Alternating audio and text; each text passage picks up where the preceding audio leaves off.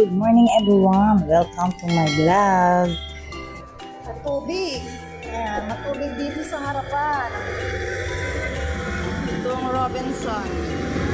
Ingat-ingat mga kababayan, huwag tayo basta-basta lulusong sa baha, mahirap nang magkasakit. Nandito ako ngayon sa Balagtas kasi nga nagbayad ako ng kuryente. At ayun, meron akong pupuntahan at napadaan ako dito sa harapan ng Robinson Balagtas. Meron pa nga siyang ulanin mga kamamala at talagang kailangan lang nating magbayad ng kuryente kasi nga syempre mahirap na tayo ay maputulan dito guys. Syempre doon sa mga bibiyahe, lagi kayo magdadala ng payong kasi nga ganito na may masamang panahon, ang ulan niya na ay pabugso-buso. Kaya mas maigi na rin yung lagi tayong handa. Punta ako dito sa palengke para bumili na rin ng aming pangulam para sa pananghalian. Para pagdating doon sa bahay ay magluluto na lang. Ayan, dito pinag-iisipan ko kung ano yung aming ulamin. So tara guys, at tayo ay pumasok dito sa loob ng palengke. Dito sa bungad yan, tindahan ng mga prutas.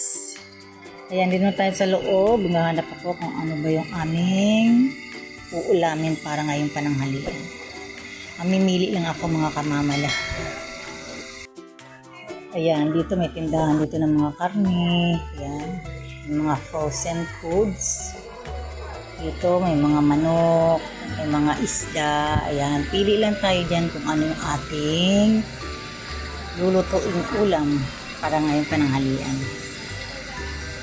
Hahanap pa ako dito banda. Ayan, lumabas ulit ako dito sa bungad. Ano bang hinahanap? Dito tayo maghahanap. Yan, dito tayo sa mga gulayan. Panghalo natin dun sa nabili kong ulam. Nabili nga pala ako ng manok. At ngayon maghahanap naman ako ng gulay na pangsahog. Yan, dito, lakad-lakad pa ako dito at naghahanap ng ano pang pwedeng may pang ulam para mamaya. So, ayan. So, yun lang mga kamamala, at kung bago pa lang kayo sa aking YouTube channel guys, huwag niyo pong kalimutan mag-subscribe, like and share, at pakihit notification bell na rin para update kayo sa mga video na aking i-upload. Maraming salamat guys. God bless everyone. Bye-bye.